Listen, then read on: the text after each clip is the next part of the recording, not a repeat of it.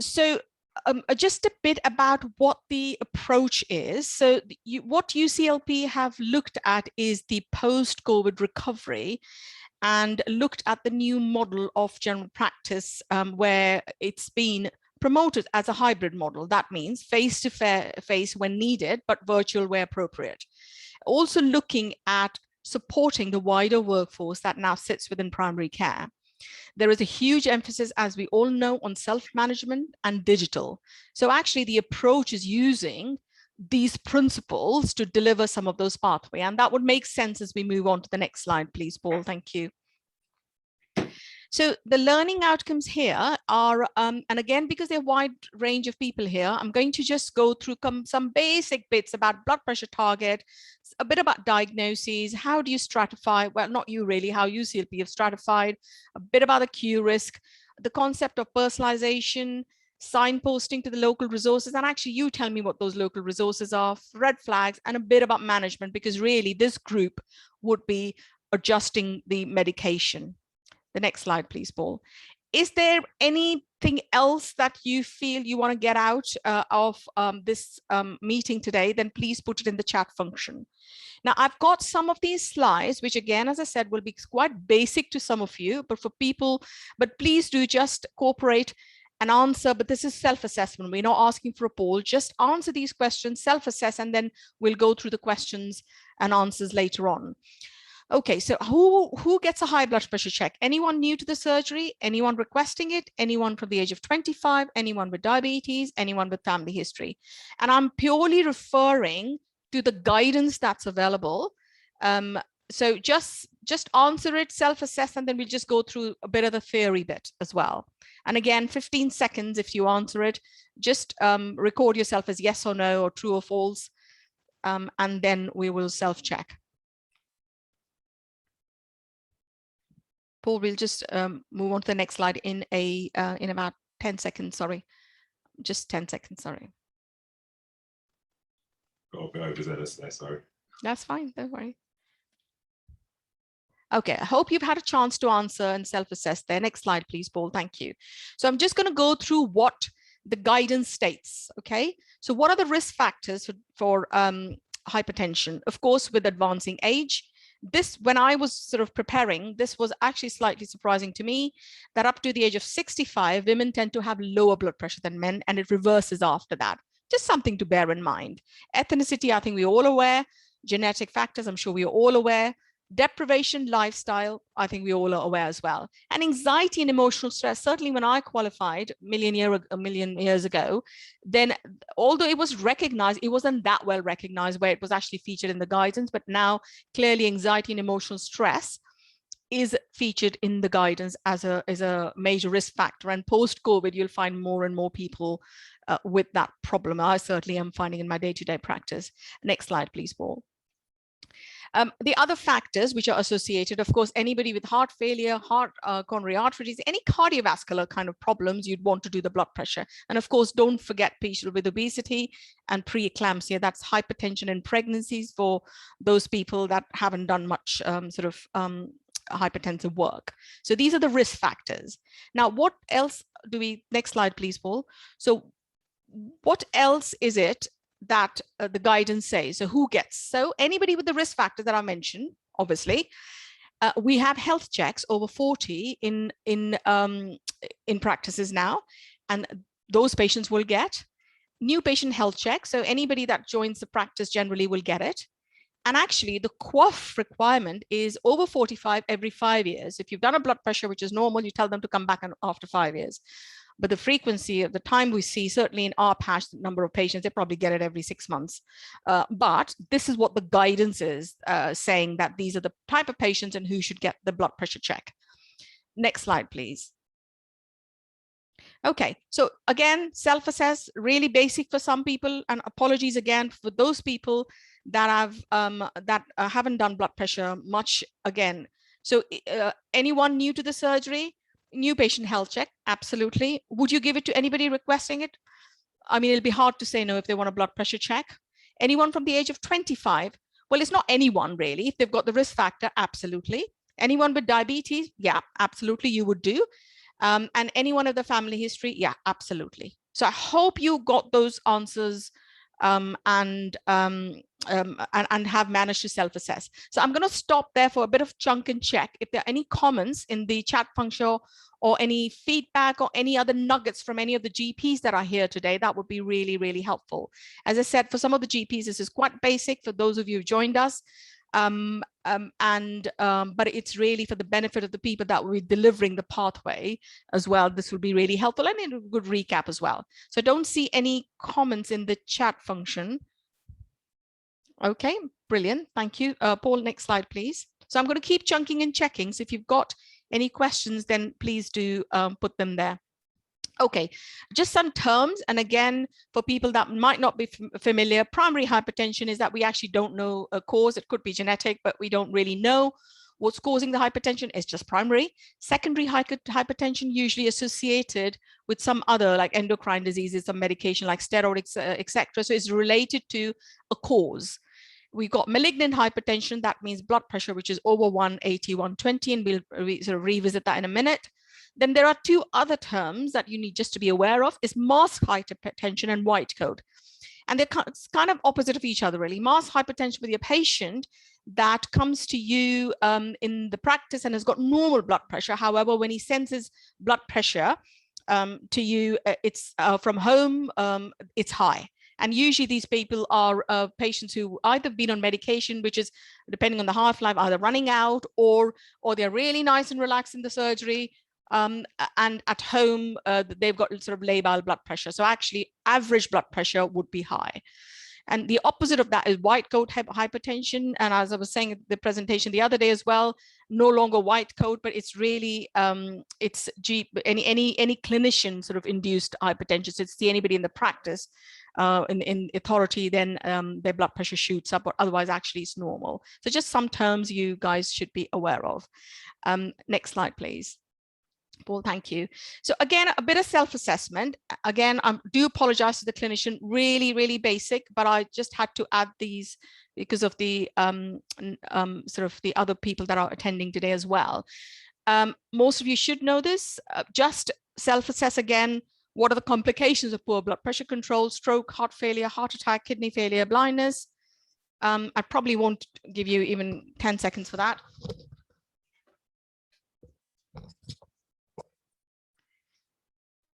So self-assess, and let's just move on to the next slide, please, Paul. It's quite basic.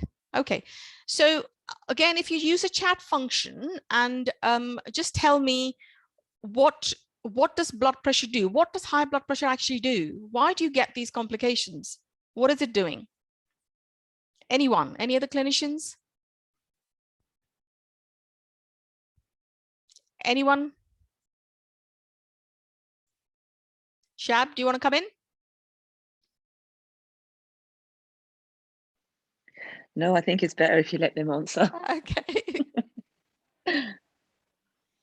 Yeah, Mahi, absolutely. So what, I mean, hypertension does it will stiffen up your artery. So which is why it causes cardiovascular disease. So if you've got hypertension, which is stiffening up so there's no sort of resilience in your blood vessels. So they can't expand with high pressure. They're just, they're just really stiff. Then you got cholesterol on top of that, that's, build up and narrowing it even more. And or diabetes that again, is causing that plaque formation, then that causes the cardiovascular problem. So which is why it's really important. In fact, actually, for patients with diabetes, hypertension related to kidney disease and retinopathy is a more, major issue rather than the diabetes control. That is the worst sort of risk factor. So really important, we need to control blood pressure. But you're absolutely right, Mai, is because of the end organ damage. And next slide, please. And by that, I mean this. It's like Mahi was reading my slides before. So it's blood pressure, cardiovascular, anything cardiovascular, the brain, heart, kidneys, blood vessels, the legs, and retinopathy. So, these are complications that we want to try and avoid from high blood pressure, especially if you've got diabetes, high blood pressure, high cholesterol, then you're a ticking time bomb, really. So next slide, please, Paul. So thank you for that, Mai. Thanks. So how do we check end organ damage? Okay, so proteins. So we're checking for the kidney proteins, the heart, we're checking the ECG, back of the eye, again, for people that either don't have the expertise or the room and the lights in practices, can refer to opticians. And I certainly tell my hypertension patient to go and see an optician once a year to see if there's any damage from sort of hypertensive eye disease, really. And of course, you do the bloods, which are the other sort of risk factor bloods. You also do a risk CVD risk every year if they're not on a statin already. But if they are, you don't have to really do it every year because you worked it out and you've already put them on primary prevention medication, which is statin. I hope it's okay so far. If there's any questions from anyone so far, please do let me know. Okay, that's fine. Paul, let's move on to the next slide. And please do carry on putting you know, any questions, because this is the time we can all have a discussion before you start going and delivering the pathways, really. So I hope you got those that were marking themselves got everything as a yes in this, because actually it can cause everything here. So thank you, Paul. Just move on to the next slide, please. Right. So this is the approach UCLP have taken to stratify patients. So they've looked at patients with heart problem, diabetes, kidney disease, and obesity, and then they've stratified based on the blood pressure levels. And that is on the next slide, please, Paul. So then they've come up with this pathway, okay? So people that are here today will be delivering the priority 1, 2, and 3 pathway. We've already done the priority 4 pathway. Priority 4 pathway, which is a green pathway, is for patients that have got everything under control and you're really just getting a sense of if they're managing to do their blood pressures well, if they need a new cardiovascular risk, so Q risking, and if they need statins, if there's a compliance issue, and if there are any red flags, if they've got any side effects. So it's just a check over by maybe the HCA or whoever you've nominated actually in the priority 4. However, if the priority 4 group feel that the blood pressure is any of those priority ranges, they then need to fit them into or shift those patients into the other priorities. And that's where you as a PCN need to decide on how that pathway would look like. What does that, you know, what happens if the patient has got high blood pressure? Who sees them? Who do they contact? So that bit will be PCN specific, but also the PCN specifics will also align with who's delivering. So in some PCNs, it's the admin team that basically go through all the checklist here. In some, it's the HCA, and different ways and how people are doing it. Some surgery have got sort of the surgery pods where patients just come in and do the blood pressure themselves. No need to see anybody. Some they bring in, some rely on home monitors. It's exactly what you feel as a team. But this is the crux really of today's meeting. A bit of the theory that I'm giving you around it is just to refresh and recap, although most of you would know how to manage hypertension. But this is really about how do you start thinking about those pathways and prioritizing the patients into the right sort of groups. So this is the key really of today's talk. Next slide, please. Thank you. So Paul, would you like to play a video? Now I'm going to play quite a basic but really powerful video. And what I do with that is to actually share that on their yearly annual check. My HCA does that, and she would send the video to patients prior to the check. And it talks about, well, you'll see it. Paul's going to play it, but it's really nice video from British Heart Foundation, just talking about the complications, just a nice gentle reminder. And of course, we've got IQRX that can do wonders these days. So please, we will share the slides and the video link. Paul, you're sorting it out, yeah? Okay, perfect. Thank you, Paul. I hope it plays. We had a bit of a trouble last time. Paul, we can't hear. Sorry, Paul, we can't hear again. You still can't hear? No, can't hear. We'll try that again. Sorry, guys. Nearly half of all heart attacks. Can you hear it now? Shockingly, as many as 6 million people in the UK have it, of all ages. And many of them don't even know they have it until they're diagnosed by perhaps having a screening or when they have a heart attack or a stroke. Your blood pressure isn't something you can see or feel, but it's there in your arteries as it flows around your body, pumped rhythmically by your heart. Your blood pressure can be healthy or it can be too low, but more often it can be too high, which puts your heart at risk. If your blood pressure is in the healthy range, this protects your heart and your blood vessels. If it's raised, your blood pushes with too much force against your artery walls and they become damaged. This leads to a range of problems, including heart failure, kidney disease, vascular dementia, poor circulation. Blood clots can also form in the damaged arteries, causing heart attacks and strokes. But the good news is that high blood pressure is usually preventable, which is why knowing your numbers is the most important first step you can take for your health. So what causes high blood pressure? Well, for some people, it may be the result of a condition such as kidney disease. However, for most people, about 9 out of 10, it doesn't have one particular cause. It may be a combination of factors, such as your ethnicity, your family history, your genes, and particularly if you're Black or South Asian descent. But the most important thing for most people is lifestyle. What you do and what you eat every day of your life adds up to what your blood pressure will be. Are you eating well? Are you eating lots of processed meals and sauces with salt in them? Are you trying to take some daily exercise? Do you smoke? And are you trying to keep a healthy weight for your size? All these things can have an impact on what your blood pressure is. There is only one way to know your blood pressure numbers, and that's to have it measured. And it could save your life. It's very quick, simple, and painless, and usually free. You can do it at the GPs, with your practice nurse or a pharmacist, or with a simple bit of kit, you can do it at home. And what's more, people often find it's very empowering because you can take your blood pressure when you like, when you're relaxed at home, and it puts you in control. Firstly, measure your blood pressure at a time that's convenient for you. If it's in the morning, then do it before eating or taking any medication. Don't smoke, have caffeinated drinks, or exercise for 30 minutes before measuring your blood pressure.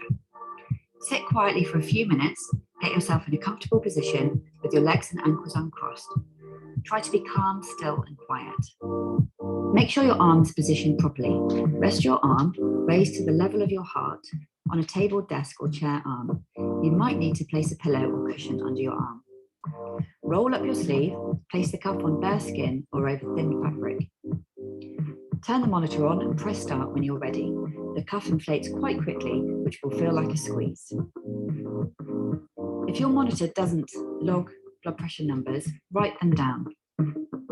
Take a repeat reading. The first reading is almost always high, so wait for a couple of minutes and then do it again. Then take an average of those two readings and write it down. Take your blood pressure at the same time each day as it varies throughout the day. Take your blood pressure every day for a week and then just once a month or so after that. Your blood pressure will be written as two numbers, a top number, the systolic, and a bottom number, the diastolic. The top number is the most important, especially if you are in the older range. A reading of 120 over 80 and up to 140 over 90 is considered pre-high blood pressure. You don't have high blood pressure yet, but it could rise with time, so it's good to keep an eye on it and take steps to lower it. 140 over 90 or over is considered high blood pressure, also known as hypertension. The risk of illness is notably higher, but don't panic. If your blood pressure readings are high, your doctor or healthcare team can help you get it under control. That's why knowing your numbers can save your life. It puts you in control and can help you live well for longer.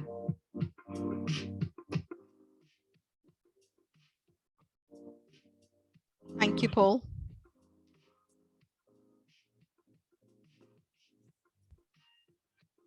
How did people enjoy that video? Do you think it would serve the purpose of sending it to the patients?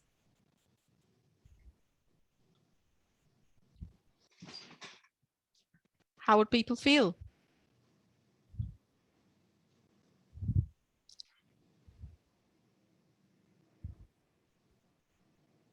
Just put it in the chat function if you don't want to say. Okay, that's fine. Thank you, Carmel.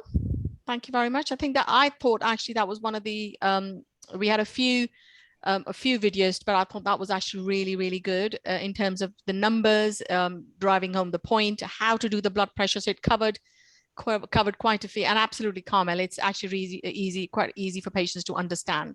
And actually, you know, you use it as you wish. If, you know, as I said, I'm using it more for before their annual sort of check, sending it out to them and at diagnoses. And then, but you know, be guided by how you feel within your PCNs. Yeah, Rami, well done. Yeah, hi Rami, good to see you. I didn't know you were here. I'm going to pick on you next. Next slide, please.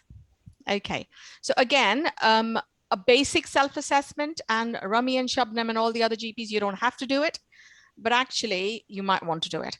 So blood pressure diagnosis, and as I said, I'm going to give a bit of theory, and it's just a refresher for some of the people, but it might be a learning point for others as well. So when you diagnose blood pressure, is it one high reading is enough? Should it be checked after 1 week? Should it be checked in both arms, sitting and standing? If the patient's dizzy, ABPM and home blood pressure, so ambulatory blood pressure monitor or home blood pressure monitor can be used to diagnose. So if you just self-check and self-assess, and then we will just go through a bit of a theory. And it's usually a nice way to see if you've sort of listened to me and then increased your sort of, Paul, the slides have suddenly gone.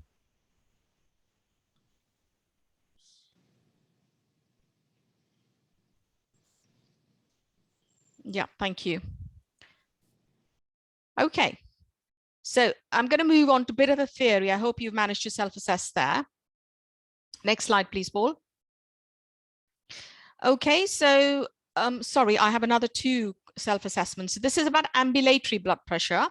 So is it offered to patients in clinics with blood pressure over 180, 120, or blood pressure between 140 to 180 systolic and 90 to 120 diastolic? Can refer if suspected white coat hypertension, and you only do it if the patient is unable to do home blood pressure readings. So again, just a quick 10-second sort of self-assessment and see where you all are. This is about referring patients for ambulatory blood pressure reading. Okay, the next slide, please, Paul. Which is again a question about home blood pressure readings. You record 2 consecutive readings while sitting a minute apart, record twice a day, record for 4 to 7 days, you discard day 1 of the reading and take the average of the next 7 days of the reading. So again, just a quick 10-second self-assessment, and then Paul will move on, because I know there's lots of GPs and clinicians here who should know the answer. And this is just a recap. I'm sure you all know this, but literally just taken off nice, essentially.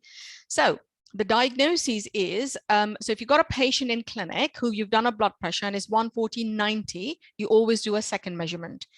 If the second measurement is different to the first one, then you take the third and then you record the lower of the last 2 measurements. Okay, I hope that's clear. So patient sitting in front of you, high blood pressure, which is 140/90, do the second one. If it's, you know, really vastly varied, then you do a third one, take the lower of the 2. NICE also asks us at diagnosis doing left and right, and if the difference is more in both the arms, then you use the arm with higher readings. And actually, I tell the patients every time that moving onwards, you've now got hypertension, make sure we measure your blood pressure in the left arm or the right arm, you know, whichever has got the higher readings. But of course, don't forget that if they've got a substantially different blood pressure in both the readings, then you're thinking of other diagnoses, which I'm not going to go through in the details at the moment. The next slide, please, Paul. And I'm talking purely about diagnoses now, okay?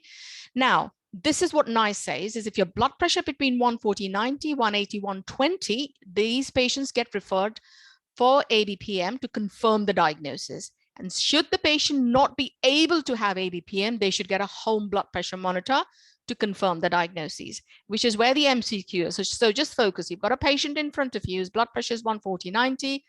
You do a second reading. If it's different, then you do a third one. You do the left and right. And if the blood pressure is still high, but within that range that I put there on the slide, then you refer from ABPM. If they say, actually, no way I can go out and get that ABPM, then you offer them home blood pressure monitor. Some of the practices via the LTC schemes, and Rami probably will be able to say a bit more, have been given home blood pressure monitors that you can give out to patients. And I think there probably might be more coming. And Rami, you please chip in if you feel I've got that wrong. But there are for people that really cannot afford to buy, but they're quite reasonable. I often get asked which blood pressure monitor. I don't think NICE has specified that. British Heart Foundation hasn't specified that. All they've said is it has to be something that goes onto the arm rather than the wrist. The wrists are not the reliable ones. That's all there is in the guidance. So next slide, please, Paul. Okay, so again, this is all NICE, and just to recap, NICE says that while you're waiting, so you've got somebody with 140, 90 and over blood pressure, you think, actually, I'm going to now refer you for ambulatory blood pressure because you may have hypertension. Whilst you're waiting for that, you start investigating for target and organ damage. And as I said to you before, you start doing the blood test, you start doing the cardiovascular risk assessment, the urine dipstics, ECGs, etc. Okay, so you start doing the workup as though they've got blood pressure. Okay, now I've told you about ABPM. For those who don't know, for ABPM, there is a referral form that we need to refer. When it comes back quite helpfully, it gives us the average. We don't have to sit and work it all out. However, if you've used the home blood pressure monitor, there is an AccuRS. I don't know if it's actually as a Florey or we've created in our practice. I'll have to find that out from our manager, but we've given them the home blood pressure monitor that we actually AccuRS to the patients where they need to record. And this is what they need to record is a blood pressure, 2 consecutive measurements, a minute apart while seated, record twice a day, morning and evening, and for 4 days or 7 days. And NICE says for diagnosis, it needs to be 7 days, but if you're doing an annual review or check to see about blood pressure, it could be 4 days. And you discard the first day of the reading, and the remaining values you take for 7 days essentially then. So again, just to recap, and again, I'm sorry for the clinicians that know this already. Patient sitting in front of you, high blood pressure, repeat it second time. If it's different, very different, then do it the third time, left and right. If the patient is a diabetic, and I think it's actually on the next slide, actually I won't tell you that now, that's fine. So while you're waiting and you've referred this patient for ambulatory blood pressure because you think the blood pressure is high, you start doing the investigations for this patient. You either offer them ABPM or home blood pressure manual. Thank you, Kubra, that's really helpful.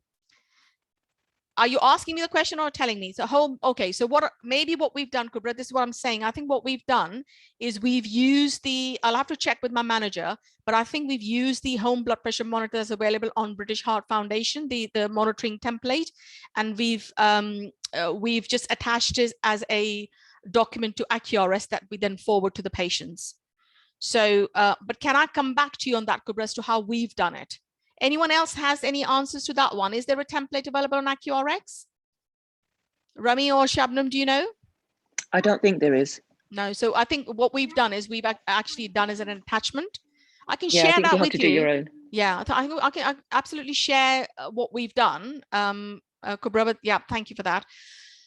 Okay, so I hope that's clear for people that are sort of hearing this for the first time in terms of the ambulatory you refer, home you send, and how you do the home monitor. Okay, the next slide, please. Okay, so this is just a recap that NICE saying at diagnosis, you do a sitting standing blood pressure in patients, in addition to the left and right one, sitting standing one in patients who are diabetic, patients who are over 80 and symptoms of postural hypertension. So if they say to you, when I get up, I feel dizzy, you need to do a sitting and standing blood pressure, okay? And I would encourage people, although this is not in the hypertension guidance, but encourage because it links in with the AF Liz's and, you know, the AF prevalence, we need to increase that. Please check the pulse, because also if the patient's in AF, you're not meant to use a digital monitor, you're meant to use manual readings. So just bear that in mind. That's what NICE says, that it doesn't give you accurate readings. If they are in AF, you should actually be using the good old style, you know, and pumping that up, which then completely rule out some of the patients that actually can't do home blood pressure monitors. So just bear that in mind, but also more so to detect AF, I think we should encourage for patients that are coming for their hypertension to get the pulse checked as well. Okay, I'm going to chunk and check here if there are any points of clarification, if any of the clinicians do anything differently, or if there's anything that I've missed. Thank you, Remy. Thank you, Remy. That's really helpful. If anything I've missed of any points of clarification, and for those that are just to recap again, high blood pressure in clinic, do it 2 or 3 times, do left, right. If they're diabetic over 80 or feeling dizzy when they stand up, do sitting and standing, check their pulse. And if they're an AF or known diagnosed AF, use the clinic, sort of the good old style sphygmomanometer, and refer them for ambulatory blood pressure or home monitor, depending if they can do ambulatory. So I hope that kind of summarizes the diagnosis well, and as a reminder to the clinicians as well. Thanks, Paul. Next slide, please.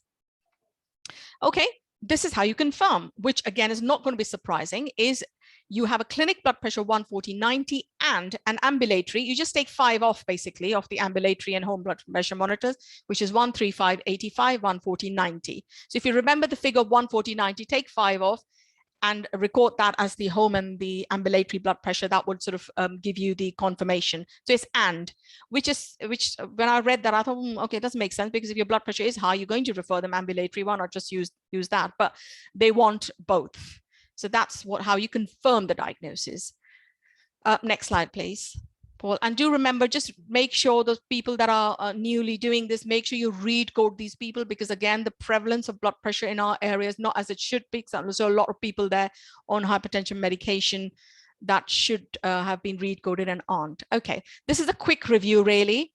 Okay, so if the clinic reading is high, and again, I'm recapping this for people that don't do this daily and won't really have it on their fingertips. So clinicians, apologies again, time for a cup of tea. So this is 140/90, you repeat the levels, record the last 2 readings. If their blood pressure is between 140/90, 180/120, refer them for ambulatory. Now, what happens if their blood pressure is over 180/120? If they are symptomatic, you send them in, okay? So this is where the pathways have to be sort of clarified within the PCNs. Who is it they contact? How do they contact, etc. If the patient's asymptomatic and has got end organ damage, so if you've done a dipstick or if you've done an ECG, they think there is, then these are the patients who need treatment now, whilst you refer them for the ambulatory blood pressure. Do you remember when I said with patients between 140/180, you're referring from ambulatory and you're doing the sort of workup? But here, what you're doing is you're actually treating them and also referring them for ambulatory and home blood pressure monitor, okay? Now, this is the other bit. So if the patient's asymptomatic and there's no end organ damage, you repeat the blood pressure in 7 days, whilst referring them for ambulatory and home blood pressure monitor. So just don't get confused. So the red flag here is 180/120 if they feel unwell, headachy, visual problems, they're feeling unwell, they've got to go in. Okay, if this patient hasn't got any symptoms and you've just discovered their high blood pressure, you do a dipstick, you do the ECG, you can't do the bloods there and then, but actually treat these patients if there's proteinuria, if there's an ECG issue, whilst you refer them for the ambulatory blood pressure. If they are asymptomatic, no end organ damage, nothing, NICE is saying repeat in 7 days, although I'll be slightly worried about these patients, but this is what NICE is saying while you refer them, okay? And again, reminder, NICE is saying refer for ambulatory. For those are unsuitable for ambulatory, you do home blood pressure monitor. I know there's a lot of sort of a lot of figures here and a lot of do's and don'ts, but actually this is a quick review. If you stick this on your wall, you know exactly what to do. Now, just a quick one, that if you've got a patient that has, you suspect as having hypertension. So in clinic, you think, oh yeah, your blood pressure is a bit high, I'm going to refer you for ambulatory blood pressure. And it comes back with the average blood pressure being normal. So actually you haven't diagnosed with hypertension, but you remember we said that you're going to start doing the workup on these patients. So if their workup shows they've got something wrong with the ECG or something wrong with their urine or blood test, then actually what NICE is saying is then look for secondary causes of those end organ damage. So if they've got protein, look for other causes of proteinuria. So don't just ignore it, which I'm sure you would, but NICE has specified that. I just wanted to throw that in the mix, that they may come back with a normal ambulatory or home blood pressure monitor, yet you've now got end organ damage. So there's something else that's occurring and not blood pressure. Okay. Any questions or points of clarification so far? Because I know this can be slightly confusing even to some of the clinicians. And by no means, I mean you, Rami, or any of the clinical leads that are here, Shab, but it could be slightly confusing. Okay, no comments in the chat function, nothing. So I'm going to just move on quite quickly to the next slide, please. Thank you. And again, just a summary, and I've said this before, for diagnosis, NICE will say you discuss first day reading, you take 2 readings in the morning, 2 in the evening, do for 7 days, calculate the average, okay? And for annual home blood pressure monitor, take 2 readings in the morning, 2 in the afternoon, minimum 4 days, but you could do it, you know, you could do it for 7 days as well, but actually 4 days is allowed as well for annual checks, okay? Next slide, please, Paul, thank you. Right, so this is just a summary again, and I've put this a lot of times for people that are here that haven't done hypertension, so it really just gets in, which is if you got a patient, blood pressure is high, as we mentioned, repeat it 2 or 3 times, refer for ambulatory or home blood pressure monitor, do left to right, sitting and standing if they are diabetic, over 80s, or if they've got postural hypertension. Whilst you're referring them, you will start investigating for end organ damage and Q risking them, okay? And you remember the targets. Targets under 80 are 140/90 and over 80 is 150/90. So do remember that, okay? And if it's over 180/120, you can either go to A&E with symptomatic, or you repeat it in 7 days, or you start treatment if there's end organ damage, okay?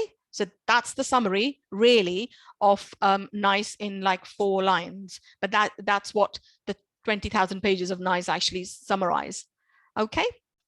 And I just hope you guys remember this bit really as to what to do. And although you guys won't be diagnosing in the medium and high risk, maybe the clinicians do, you'll be seeing patients within these groups. But in order to manage, it's important to understand how they get diagnosed and what you do with some of the patients, because you might actually encounter some of these readings as well. Next slide, please, Paul. Okay, again, time for self-assessment. These are the questions that were put before. So for blood pressure diagnosis, is 1 reading enough to diagnose? And we've already said no, you need, you know, you need more than that. You need at least 3, at least 2, but maybe 3. Should be checked after 1 week if high? Well, not necessarily, it depends on how high it is. Really, if it's high in clinic, 140/90, then you need to refer for ambulatory or home blood pressure monitor. Should be checked in both hands, left and right. We've already discussed that. Standing and sitting blood pressure be done if the patient feels dizzy on standing? Well, yes, absolutely, but also in patients over 80. And if they're diabetic, you need to do postural drop check. So yeah. Ambulatory or home monitor can be both used to confirm diagnosis. Yes, but NICE is saying refer with them ambulatory. If they can't do ambulatory, then do home. Okay. This is to confirm the diagnosis. So I hope you can just self-assess and mark yourselves there. Next slide, please, Paul. So if you just take out your marking for the ambulatory blood pressure. So ambulatory blood pressure is offered to patients with blood pressure over 180/120. Well, it can be, absolutely, but really, if it's between 140/90, 180/120, you definitely need to refer them for ambulatory blood pressure. But in patients with 180/120, if they're symptomatic, you don't necessarily do that. And we've discussed what you're going to do with those lot. If you suspect white coat hypertension, absolutely you can do ambulatory blood pressure. Only refer patients unable to do home blood pressure readings. Well, actually, it's sort of opposite, that you only refer for home blood pressure readings if they can't go and have ambulatory blood pressure readings. Yep, so that's the wrong answer. So I hope you've self-managed, self-marked there and hopefully improved your score there. So the next slide, please, Paul. Thank you. Okay, so this is about home blood pressure readings. This is something we've covered just now, that you record 2 consecutive readings sitting a minute apart. Is that right? That's what we discussed. You record reading twice a day. That's what we've said. You record for 4 to 7 days. Yes, 4 days generally for annual, 7 days definitely for diagnosis. And the next one is right as well, that you discard the first day of the readings and you take average of the next day reading. So that's all in NICE. Okay. So the next slide, please. And I hope just you've self-marked and you've seen what you've got. Now the blood pressure targets. Are they based on under 70 or over 70? Do you want to just put the answers in the chat function? Because I don't think we self-check this one. Is it true or false? Targets are based on under 70 or over 70? Yeah, Francesca, okay. Anyone else? Is it true or false?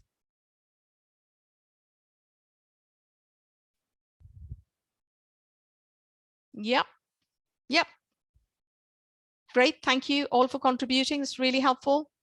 Yep, fine, yeah, exactly. So it's under 80 or over 80. And target is less than 114.90 for all? Is that true or false? The next slide. Is it less than 114.90 for everyone? Paul, just the previous slide, please. Yeah. Yeah, exactly. Yeah. So it's not, you know, we remember we said under 80, 150, 140.90, over is 150.90. And target is less than 150.90. Well, yes, it can be, but it's for over 80s. And ambulatory blood pressure, as I said, you need to just take 5 off. So it'll be 135 and 85 rather than 145, 85. Okay, so just take the 5 bits off. So well done, everyone. That's Mark. So great. I hope it's just re-jog the memory if nothing else. Next slide, please, Paul. Thank you. And just a bit about stages of hypertension. This is important really for your group because this will define who you treat. So stage 1 hypertension, and again, something to stick up on the walls, is again, lots and lots of figures. I remember when initially this 5-7 years ago, when the hypertension guidelines came out, the new ones, and I was like, oh my God, so many numbers. But that's fine because you often there are alerts and boxes within your EMIS or whichever sort of system you use to remind you that the patient is not a target, although the QOF target is slightly different. So stage 1 hypertension is 140, 160, 90, 99. Take 5 off, 135, 85, stage 2, 160, 180. And again, you take 10 off and 5 off at the bottom, and severe hypertension, 180, 120. Don't have to remember all these because this is all something that you can quite easily access. And this is really important for diagnoses in terms of who do you treat, okay? And again, all the clinicians would be completely aware of what that means, but it's really just some figures that you need to be aware of. Next slide, please, Paul. Thank you. And again, just a reminder, what are the targets? In under 80s, the targets are 140/90, on home 135/85, over 80, 150/90, 145/85. However, if you've got patients with CKD and diabetes, the target may be much lower. In fact, actually CKD guidance would say even 130/70 if it's got massive proteinuria and stage. The lower the better really in terms of the CKD without them collapsing. So just be aware that there might be other sort of comorbidities that are influencing the target. But if you're looking purely at hypertension, those are the things. And remember the red flags, we've already discussed it. Clinic blood pressure 180, 120. With signs of retinal hemorrhage, which actually a lot of us might struggle. But if there's a visual symptoms or confusion, chest pains, just patient feeling unwell, then just need to send these people in really, okay? Okay. I hope that's a good recap for people that even knew how to sort of manage blood pressure. Next slide, please, Paul. Thank you. We've done this already, so Paul, I'm just going to miss that slide. That's all right. Okay, just a quick word about secondary hypertension. So hypertension could be because of other causes like cardiac causes or cardiomyopathies, etc. Endocrine, because of FeO crisis. In fact, actually, a couple of weeks ago, I had a patient with FeO, which I had to send in. Not that I diagnosed FeO, but the patient just was presented with, extremely labile blood pressure, just being flushed, not feeling. Not looking right. And the good thing is I'd seen this patient before, so I knew what her pre-morbid sort of look was. And when you think there's that gut feeling that is not something not quite right, blood pressure through the roof. So I did send her in, and she was diagnosed with FeO actually. And looking back, I know she always had these labile blood pressure reading. It was really hard to control. So maybe we could have been alerted to it before, but I don't think we actually explored. So it's my first sort of FeO case. But there's other endocrine causes, renal causes, of course. and medication. So a lot of nephritis, nephrotic sort of syndromes can cause that. Steroids classically will cause some of the antipsychotics, etc. So just be aware that they might be on medication that's causing the blood pressure to go up high. And in fact, some of these would need monitoring. So, when we talked about the risk factors, if they're on certain medication, those are the people also that would get a regular, not just annual, but a regular sort of check. And think of cyclosporins. I mean, all the pharmacists here would actually probably reel off the drugs on top of their heads. But just be aware of that. So just wanted to put that slide. I don't want to go into too much details, but just bear that in mind. Next slide, please, Paul. Thank you.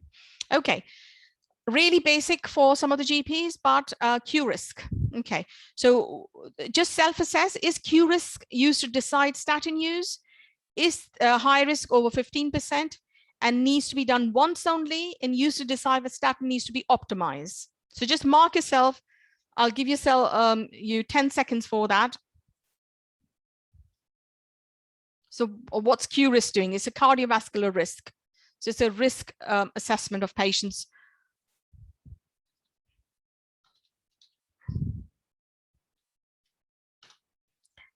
Okay, Paul, let's move on to the next slide, please. Okay, so Q risk, most of the, I mean, I know I work on EMIS. Is anyone else here works on any other system? And can you confirm for me that all the systems are automatically able to work out? Anyone else working from on any other system apart from EMIS here? Because on EMIS, there's a template you just have to click on. System 1 has a calculator, and so does EMIS. So great, fine. So really, you don't have to take your calculators out for this. You just have to go onto the system template and work it out. And people with a risk factor over 10% need a statin. And again, this is a local pathway. You need to decide if they're not on a statin, what do you do? Do you remember when I showed you that UCLP pathway, that you might have patients in the low risk, which are now Q risk, and their risk is now 10%. Who do they go to?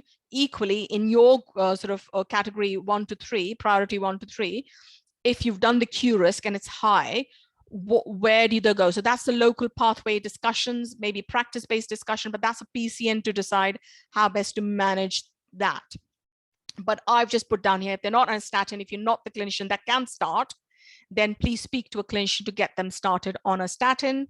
And do remember the statin repeat blood test, although we're not talking about statin and we're doing another module on statin, the blood tests need to be repeated, just not LFT, pre-LFT and post-LFT, but also we're looking for a 20% reduction in non-HDL ratio.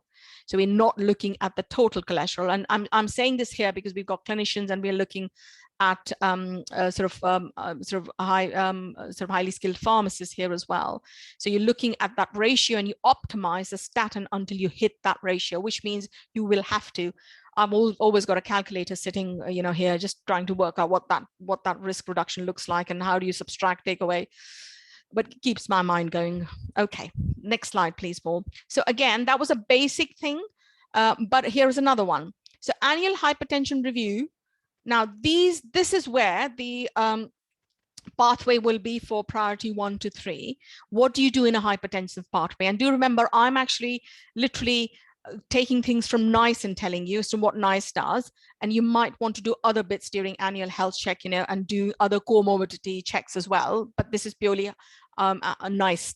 So what do? Do you check compliance, check targets, blood test for cholesterol only, smoking status, and urine test? Okay. Another 10 seconds.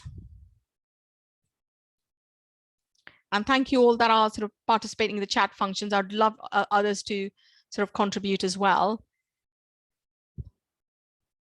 Okay, fine. Paul, let's move on to the next slide, please. Right, so this is what NICE is saying. NICE is saying that you do an annual blood pressure, and I've told you about the technique, which is where I send that video on how they do it, and just a reminder about how to do some of the targets, but you could do it at clinic. Some of the surgeries have got a sort of a pod where patients come and do the blood pressure that's linked in the system. They can, of course, do it at home, and we've discussed that. You check the BMIs, you check the bloods, again, going back to that end organ. So, you do your LFTs, USNEs, EGFRs, HbA1cs for blood count. You check the compliance, you check the side effects, diet, smoking, personalization. When I talk about personalization, this is the new concept that's been introduced in the NHS. Well, it's not new really, but it's been a renewed focus on personalization, I guess, and it's now featuring in most of the guidelines really. It's about setting and not having a doctor-centered approach, having a patient-centered approach. And I'm sure you can all relate to that, but I've had patients that I've quite easily said, well, you know, I can see my list, I've got 30 patients to ring. Well, actually, I note you haven't taken your medication. It's important you do, otherwise you'll have a heart attack, stroke, da, da, da. Thank you very much. Please start taking it, full stop. Whereas an approach that I'd expect if I had more time would be patient-centered, which is actually, I note you haven't taken your medication. Can I ask how frequently do you take it? What stops you taking it, etc., etc. So you're having that personalized chat and finding out what the health beliefs are. And I always give the example of a patient that I spoke to a couple of years ago that was on Ramipril. And we were off, you know, we often had a discussion about, you know, why he's not taking it. It was very doctor-centered, I felt at the time that I was doing, and I should know better because I teach on consultation skills, you know, that you should take it, this causes this, da, da, da, da. So very medical, sort of, you know, very medical model. And actually, once I just sat him down and said, what is the problem? Tell me, why is it, you know, you're worried? And then he blurted that actually his mum was on Ramipril and she died from kidney failure. So you then had to unpick a lot of that health belief, health understanding to try and explain it. It took us a while before he understood and then went on medication. And I'm just using this example because actually happened to me as well. So just in your PCNs, it might be worth looking at people that DNA, people that are vulnerable. Is there a role for social prescribers and looking at that personalization agenda? Is there something more we need to do certain groups? And again, looking at those inequalities and sort of the population health, sort of what is it? How can we get the other workforce involved? So just have a think. And that's where the pathway within the PCNs would be quite helpful. So who is it that's going to the personalized care practitioners, which group of patients? And of course, you always discuss targets. Let the patient know this is about self-management. Remember I said the principle was self-management. Text them. I actually text them the target after every annual review and say, this is well done, you're on target, this is your target. Or actually, you know, well done, we're almost on target, but we need to do a bit more, da, da, da, da, da. So just tell them what their targets are, because then it'll be quite helpful when they do their home monitors. And I'm sure I'm sort of teaching the, you know, converted here, but just some of the things, you know, those minute things really help try and improve compliance. And of course, you'll do the urine test. So next slide, please, Paul. Okay, so again, self-check, please, if you could, if you wouldn't mind, and see where you got the answers right or wrong. So cardiovascular is used to decide statin use. Well, actually, yes, it is really, but it's actually used to work out your cardiovascular risk. So not just statin use, it's about exercise, diet, it's other factors as well that will reduce the cardiovascular risk, smoking, etc. So the things that you can change, you know, you can't change your family history, but you can change other bits, so lifestyle things. Over 10% is the one we think high risk, okay? It needs to be done once only. Well, no. If they're on statins, you can do it once. And if they're already on primary prevention dose or secondary prevention dose of statins, that's fine because you've put them on what you can. But equally, you might want to do it because there's other cardiovascular risks which you might need to visit, because once they've gone over 10%, they're high risk anyway. So you need to revisit the lifestyle every year rather than queue risking them every year. So actually, once they're on a statin, you don't have to do them. So which is why when you see patients, you just, you know, immediately check if they're on a statin already and a primary or secondary prevention dose, in which case don't have to queue risk them. And use to decide statin can be optimized? Not really, because it's to decide reducing the cardiovascular risk because they're high risk. So you do a repeat lipid level in order to decide the statin optimization rather than queue risking them. So I hope you got those. Next one, please, Paul. I just wanted to quickly mention about the QOF requirements, because you would see the QOF targets in the in your on your alerts on your systems, and they are using 115/90 as their target. But I mentioned to you, NICE is saying something different, and I mentioned to you also that the patients aged 45 or over who have had a blood pressure done, if it's normal, just repeat in 5 years. Although we know practically, actually, most of the patients that come to the practice end up in some way or the other getting a blood pressure done. But it's just to let you know, if you've seen a patient who hasn't had blood pressure done in 5 years, please do it, essentially. So next slide, please. Okay, again, annual review, we've touched on it. And again, just self-assess. Should they include compliance? Yeah, absolutely. You're going to check that. You're going to also check if they need a Dorset box, are they, what's the reason for non-compliance, essentially. You're going to revisit the targets because they might have just become over 80 and you might need to revisit the target.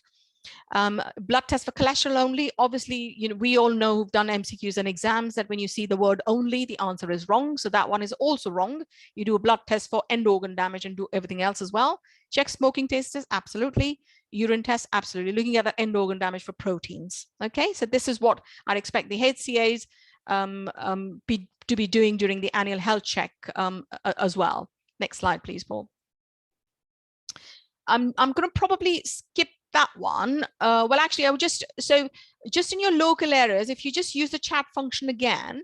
So I've mentioned to you about the statins in terms of reducing cardiovascular risk factors. What else can you do in your local areas to try and help people reduce their cardiovascular risk factors? So if somebody's obese, do you have an obesity pathway? Can you refer them to exercise and prescriptions? Are you going to consider orlistat? We can do all of that, really. What else is in your local areas? The health and well-being coaches would be really useful. And it's a shame that actually we haven't recruited to all of them in the PCNs, because actually all 3 roles would be brilliant. So absolutely, exercise, brilliant. Refer them for exercise and prescription. Yeah, absolutely. Smoking, brilliant. Yeah, thank you, Simon. So again, looking at that, global generic cardiovascular risk reduction, rather than just saying, yeah, your Q risk is high, I'll put you on a statin and bye-bye. No, just look at the other bits that would help reduce that cardiovascular risk factor. Although statins actually quite a powerful 40%, actually, it was 35 actually, isn't it? 35% risk reduction, but yeah. Yeah, thank you for the comments there in the chat function. Thank you. Paul, next slide, please. Right, again, just a quick one, which all you should know. This is again, NICE would say BMI, weight loss, smoking cessation, low salt, less than 6 grams is what they define that as. But I don't know how you're going to explain that to a patient. Reduce caffeine, alcohol, you use your usual limits. And there's a really good, if you Google that, there's a really good leaflet for patients who are not savvy with their phones and you can't send them videos, etc. In different languages, there are sort of leaflets on British Heart Foundation. So do use them and send it out to the patients or share them when they're in the clinics in terms of importance of blood pressure control. Although I think it's nothing like a video. Next slide, please, Paul. Again, I'm gonna skip that because I think everybody that's on the call here for should know. But just a quick one, really, for those people that don't. Some of the side effects patients may mention to you are ankle swelling, cough, that they feel their pulse is quite slow, they're going to the loo often. This could be side effects of the medication, or effects of the medication rather. And so just if you are able to address it, great. If not, then follow your local sort of PCN pathway on changing drugs, etc. But obviously, if you're not sure, always read the drug information leaflet. Next slide, please, Paul. Okay, I've touched on this, and I'm not going to revisit this because I think it's that personalized approach which I'm talking about. Some of the targets may have to be changed because the moment you drop blood pressure, some patients start to feel dizzy, so you'll have to maintain them at a higher target. But that's all the discussions you have with the patient. Equally, you have a personalized approach about, it's good in saying that actually have 30 minutes, 3 times a week, but can they do it? And what is it they can do? Can they walk 10 steps to start with? So that's the personalized approach and targeted approach for which the PCP workers will actually be really fantastic. So just follow your local pathways for that. Next slide, please, Paul. Right, here's the treatment, and which is why I was saying to you about the stages. And this was probably relevant now to you guys because this is what changes you will be making. But these are the people that you treat. So stage 2 hypertension, you treat. That's what NICE says, yeah? And I've just defined the groups just as a reminder what stage 2 hypertension is.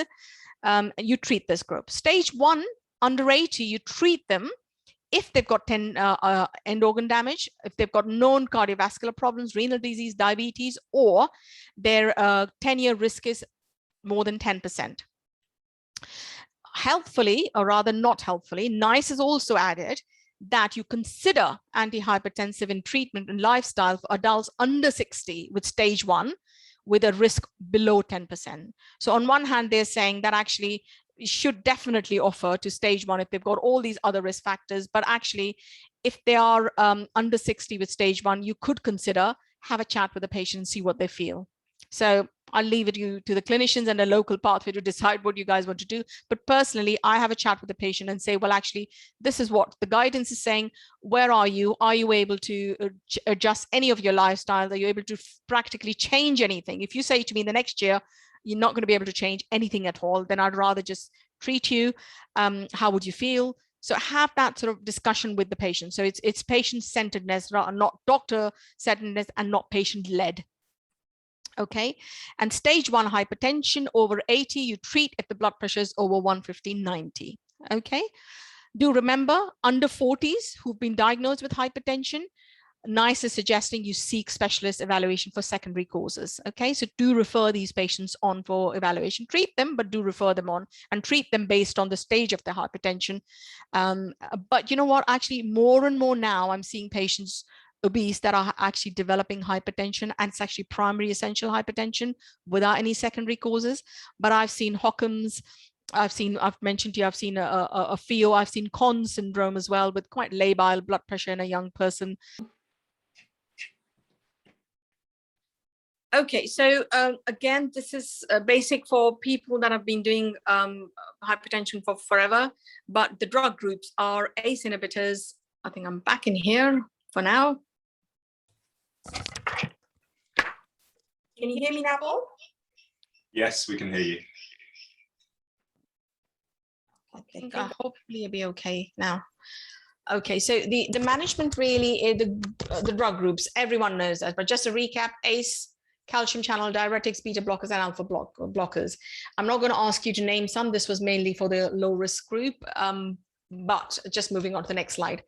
And this is this is what you would all know anyway. And just to recap, if you've got diabetes and hypertension, you always go on ACE or ARB. If you haven't got diabetes and if you're less than 55 and not of Afro-Caribbean origin, then you start ACE or ARB. But if you're over 55 and your ethnic background is Black African, Afro-Caribbean, then you start with calcium channel. And basically, in the next step, which is step 2, you either add to it the next group of drug, which is calcium channel or thiazide. And if you're on calcium channel already, you add ACE or ARB. But do remember, if you're Afro-Caribbean, they prefer ARB rather than ACE. And then you or diuretic. And in the third stage, you take all of them basically. Now, the fourth step is, which is when you'll start thinking about whether we need to refer these people. Because is there something else going on that they're not being under control? But actually NICE says that think that they probably have resistant hypertension, and confirm that by doing another ambulatory or home blood pressure monitor. But for people that have, so when you've done the bloods, if the potassium level is less than 4.5, then you give Spiro. All the others go on alpha or beta blockers. So really basic. And I would suggest, if you're not used to the drug or drug groups, just stick it again on your wall. And every time you see a patient, just follow the guidance so it becomes a second nature to you. And I like this one because it actually nicely listed the targets on the right-hand side as well, and the monitoring and who should have sitting and standing. So it's got some other sort of bits as well. And the BHS has got, you know, this is a BHS sort of guidance. Okay, I'm sure most of you would know that, that are going to be changing the drugs. But again, those people that are not going to change the drug, you need to agree a local pathway as to who to go to once you have the blood pressure that are out of range and you need to optimize any of these medications. So next slide, please, Paul. Again, a quick recap about resistant hypertension. It's defined by NICE as being on triple therapy with elevated hypertension, so not on target essentially, under 80 and over 80. And they are saying rather than adding more and more drugs, you confirm the elevated blood pressure by doing an ambulatory and home blood pressure monitor. You assess for postural hypertension, discuss adherence, which I'm sure we all will do. You at this stage add a fourth agent or refer. Again, NICE just leaves it quite loose, but actually you could have a conversation with patient and say, well, you know, you look like you're having all your medication, everything seems to be fine, but somehow you're still having elevated. Are we looking for secondary cause, or is there something else happening?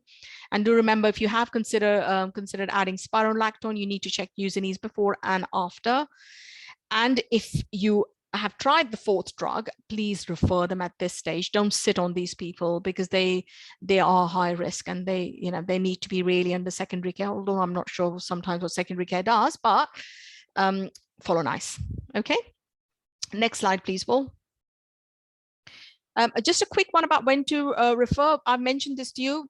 Patients with 180/120 with symptomatic 180/120, and also if you suspect FeO, and as I said to you, I actually didn't suspect FeO. I referred because they were symptomatic 180/120, but most of the FeOs, if their blood pressure reaches that, then they will be symptomatic. They will be feeling unwell, tachycardic, flushed, you know, just unwell, having bowel symptoms, etc. So just think of that.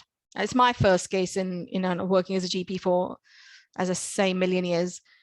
Okay, next slide, please. So just a quick summary really of what we've done so far, and how we as a practice actually do the monitoring of blood pressure. So we contact the patient via IQRS. It's our team, admin team uses IQRS template that we've created about, you know, just to say annual check is due, you do a blood test, here's a form, and we attach the form to the IQRS with the details, or let us know, we can book it because we've got home phlebotomy in the practice, so we can do it here. So whichever way you want to do it, you do it, but that's how we do it.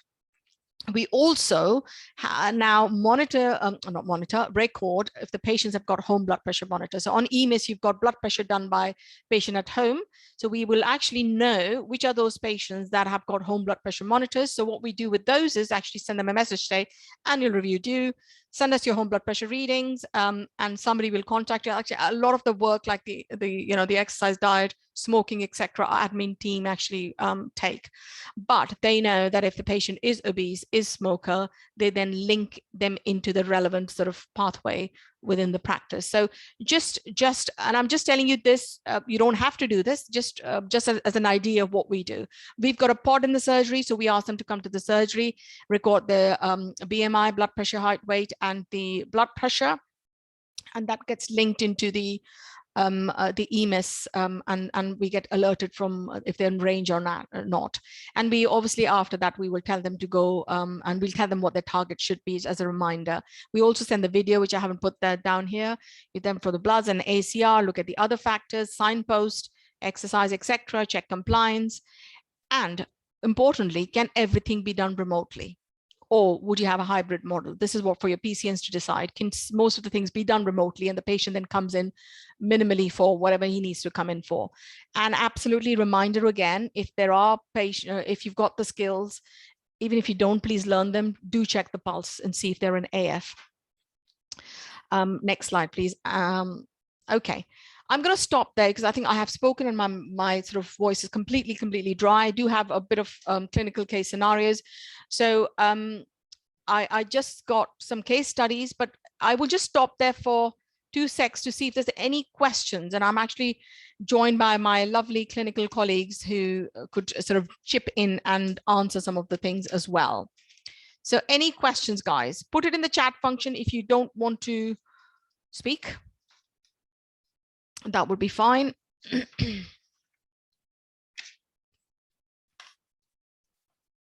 Okay, so nothing, that's fine.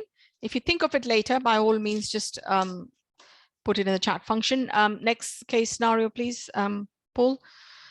Again, really basic case studies, but I want you to think about target, compliance, symptoms, optimization, ambulatory, and personalization. And I'm not going to answer them. If you use a chat function or speak up and let me know what the answers are. Some of them case studies are really basic for those people that have not done.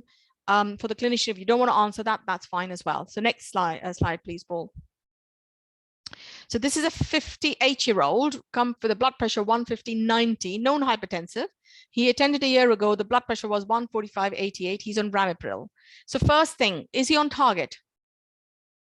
So he's come here today, got a blood pressure check at the surgery. Please just say yes or no in the chat function. Okay, great, Simon. So he's 58, blood pressure 150/90. What should be the target? Again, just use the chat function. I can only see Simon, Carmel being proactively and engaged. Can other people just join in, please? Yeah, absolutely. Thank you all. That's really brilliant. Yeah, thanks. Thank you. Fantastic. So what else would you check for this patient? He's come for his review.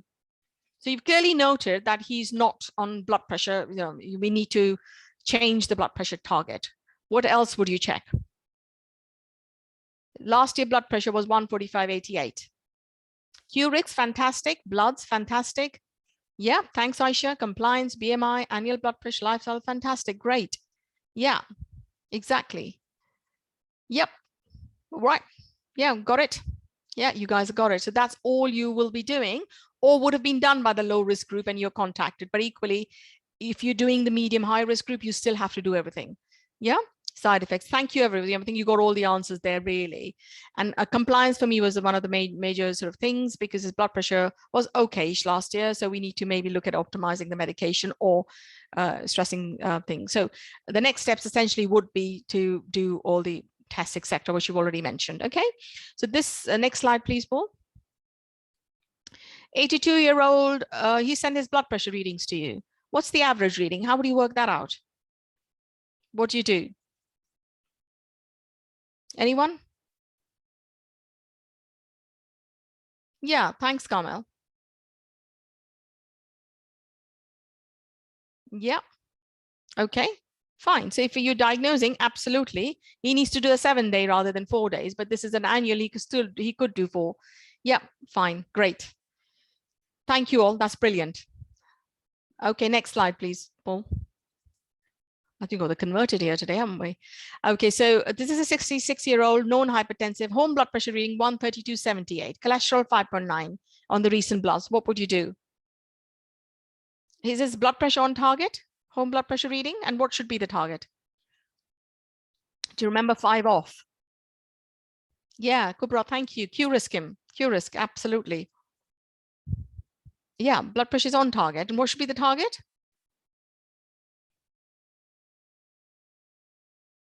Yeah, 5 off. Yeah, fantastic. Thank you all. That's brilliant. Okay, Paul, the next one, please. Okay, this is a 72-year-old Asian, blood pressure 170/92. On ramipril 10 and amlodipine 5, what would you do?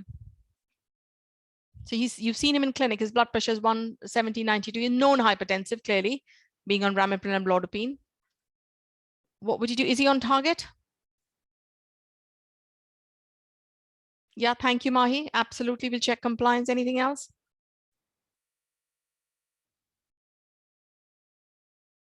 So he's not on target, right? 72. Yeah, thanks, Iram. Yeah. Okay.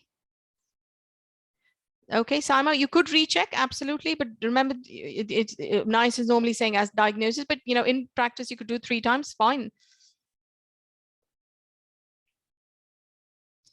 Yeah, Aisha, you could check if he's symptomatic, but do you remember the target is 180, 120, so that's, yeah. So yeah, but you could absolutely, you're right, and absolutely increase the amlodipine there. So thank you all for participating there. Yeah, thank you. All right, but no, great thought actually, Aisha, really great thought, which will come in handy on the next slide. Come, next one, please, Paul. So Aisha, you would get this straight away. 200/120 has a headache. What do you do? Yep. Yeah. Yeah. Yep, fine. Okay, brilliant. Thank you. Next slide, please, Paul. And I'm almost near the end. Okay, this is a patient with moderate LD. He's 49, blood pressure 140/80, BMI 32, cholesterol 5.8. What would you do? Think personalization here.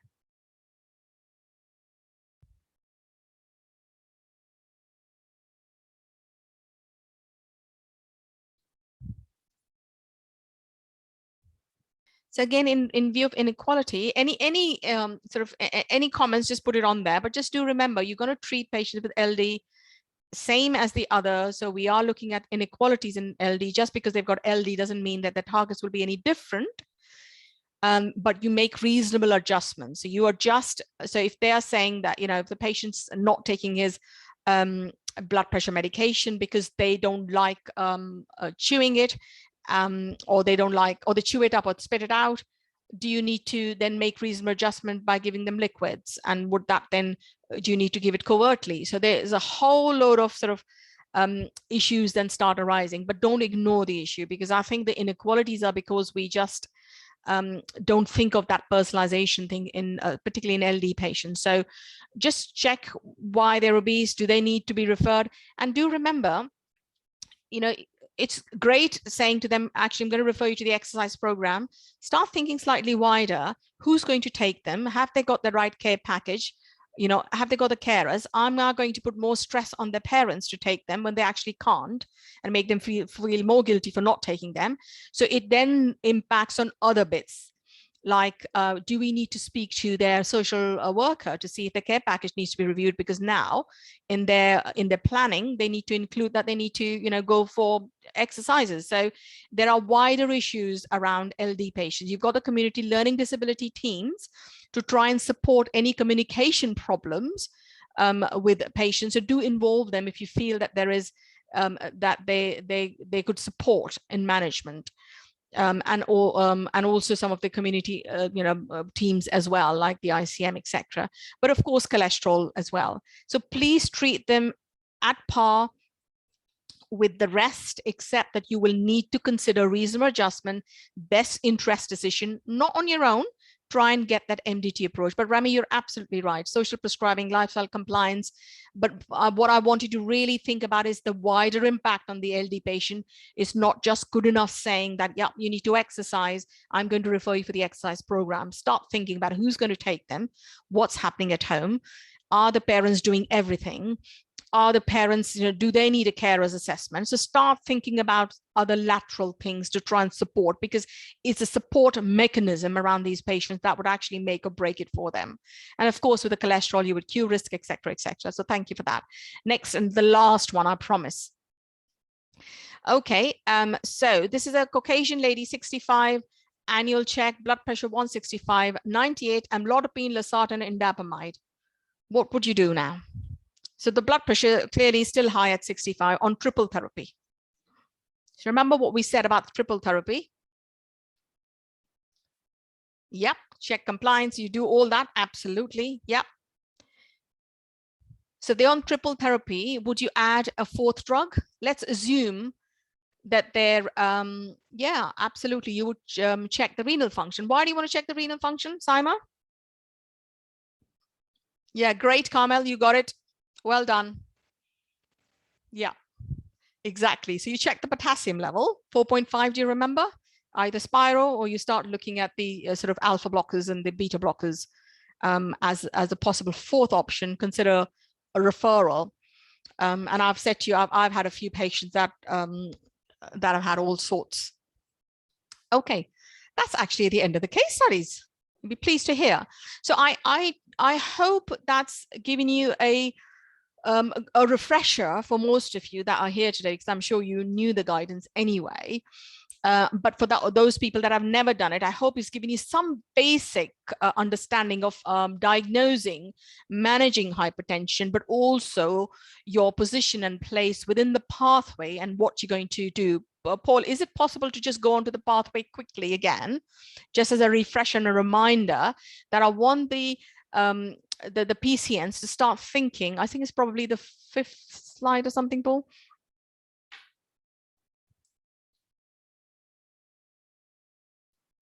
Yep. So if you just go back to the slide, Just a question in the chat is about, is blood pressure, home blood pressure, enough to diagnose blood pressure with a blood pressure diary, or do you need them to come inside for a clinic? So basically, you know, when I said about diagnosis, NICE is very clear. If you've got a high clinic blood pressure, you need to send them for ambulatory blood pressure. If they cannot do ambulatory, then you send them for home blood pressure monitor. So actually for diagnoses, a home blood pressure monitor is not enough unless they can't do ambulatory blood pressure. So do you remember that diagnostic sort of criteria that I shared?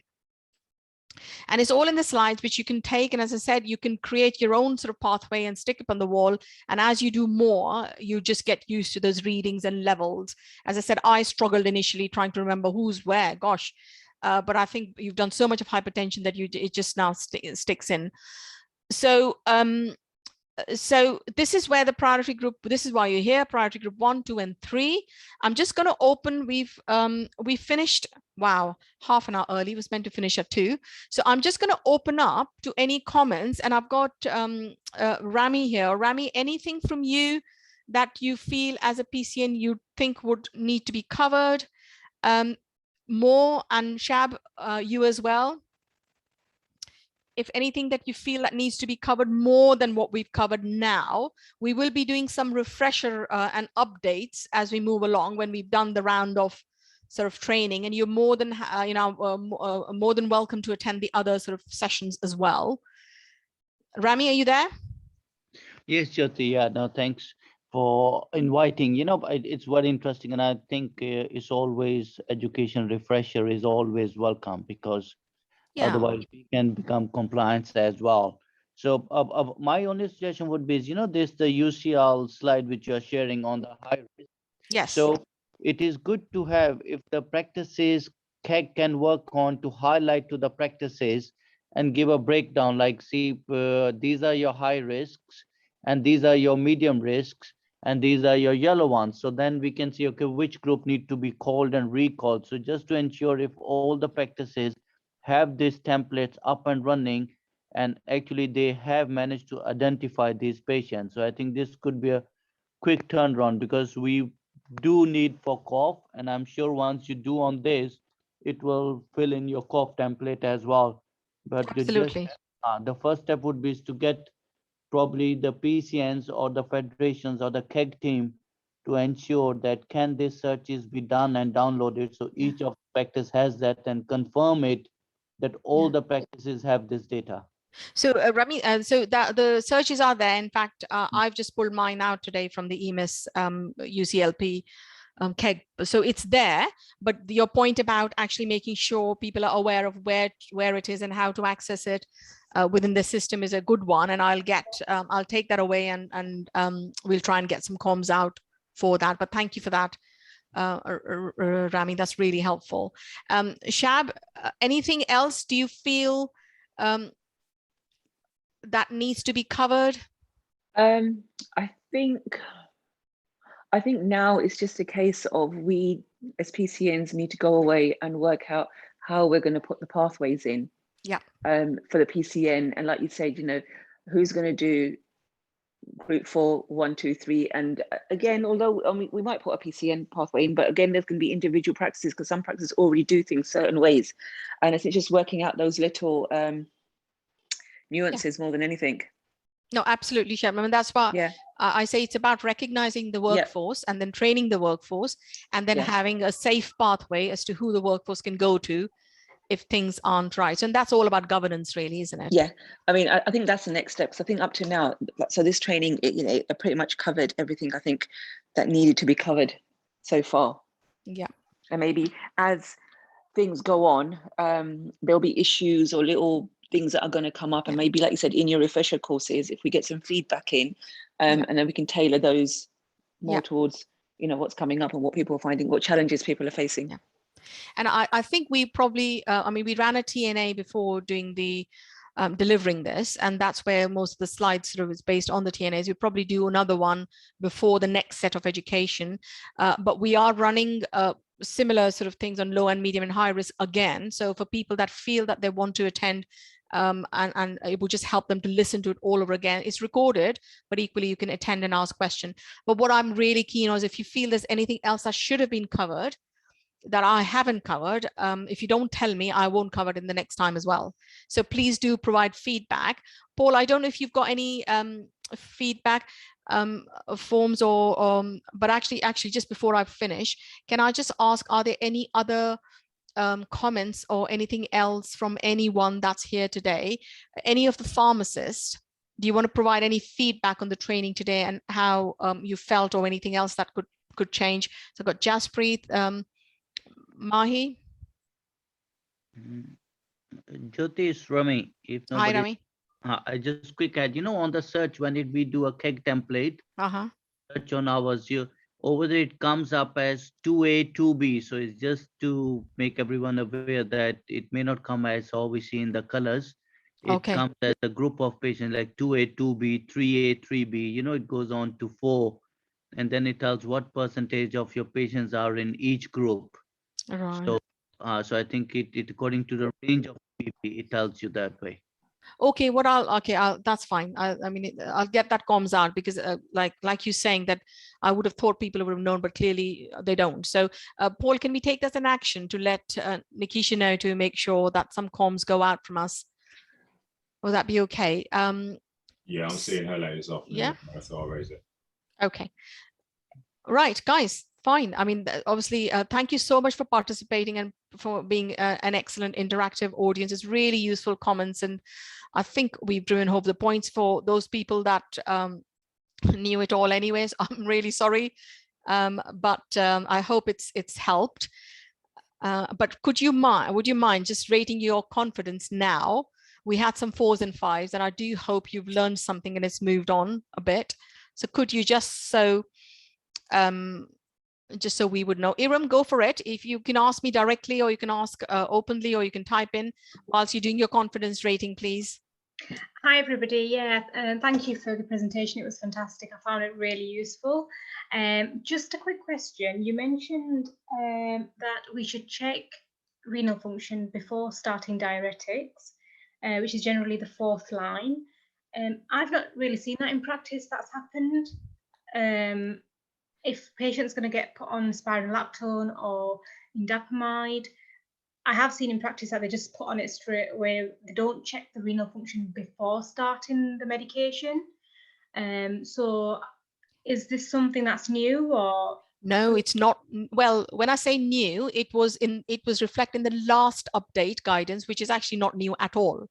It was about a couple of years ago that came in. So it's not new at all, and you're right. This is why I'm driving home the point that actually we should be doing sort of potassium levels, because we've got some hyperkalemic cases that end up in A&E with spironolactone start, etc. So we must do it. It's one of the take-home points for you. That's fantastic. But no, really good point, and sort of good for you to sort of raise that now, Iram. But really, for those people that are adding, that's how you decide which drug to give them: spironolactone, alpha or beta blockers, based on the potassium level. Fantastic. Now, for myself, I mean, I was doing like hypertension clinics before the pandemic kicked in, and then after that, it went all sort of remote work.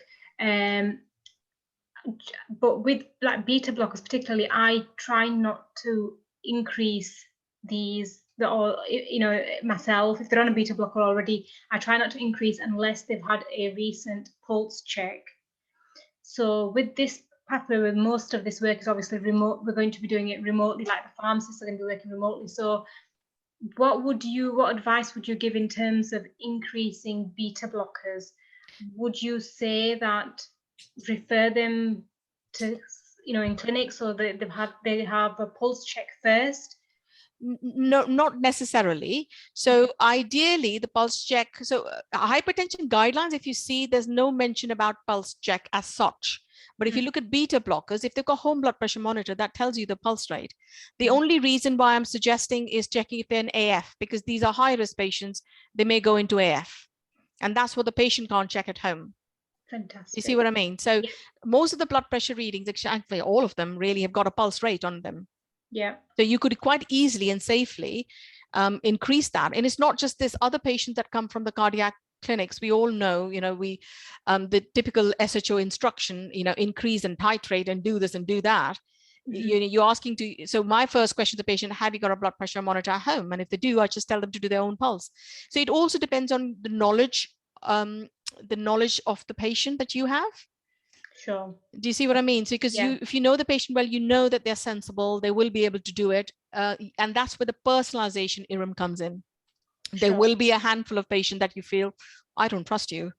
Not you don't trust them from a negative point of view, but I don't trust you're going to give me the readings or you're able to tell me right thing, in which case you're going to have to bring them in. And this is where I say it's not all remote, virtual where possible, but face-to-face when required. That's the first principle of this pathway, which is, I think, not just this pathway, which is what we're doing in general practice now, really, isn't it?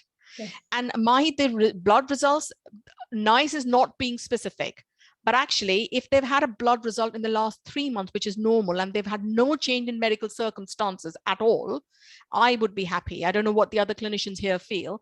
If they've got no new medical issues that would make them get dehydrated or cause a potassium issue, then I would be quite happy to get them started. But NICE is not specific, they just say recent. So I agree with that, Jyoti, because that's what we do in practice. Yeah. We have a look, and if there's a recent blood test, the user needs it fine, and that goes for initiating ACEs as well. Yeah. So again, where you need to use an ease. So normally when the CPs come or when we're doing it ourselves, we have a look. As long as there's a recent one within the last few months and everything's stable, we're happy to start. Exactly. Brilliant, fantastic. No, thank you for that. It's been really useful today. I've really enjoyed it. Thank you. Oh, great, Hiram. So Paul, should we just get the confidence rating and I can just let people go to the next meeting, as they say? Okay, so I mean, it's really improved, hasn't it? So we've got actually, oh God, I can't lower it down. Why is it going down? Can you scroll it down, Paul? Can you see that? No, it's fine. It's fine. As long as people, the 4s have become 5, that's really brilliant actually for me. Yeah, we've got the majority of people at 7 or above, whereas we had quite a few people at the lower ends before. Yeah, so that's brilliant. So thank you all so much. It's really lovely having you as participants here today, and I, happy monitoring the blood pressure and controlling the blood pressure. And if you want to attend more sessions, oh, Paul, do you want to just say about the motivational interview bit? Yeah, all I'll say is we do have, specifically for this series of education sessions for the UCLP pathways, we've set aside some spaces, some sessions for motivational interviewing. We also have making every contact count, but I think that's probably better suited at the low end, but that's available to anyone who wants to undertake it. So I'll send out the links for that. We also have video group consultations training at a PCN level, specifically set aside to support your PCNs undertake this program as well. I think we might have some people on the session today from Newham. Just to let you know that the video group consultations resource is also being commissioned at the North East London level, and you'll be able to access that one.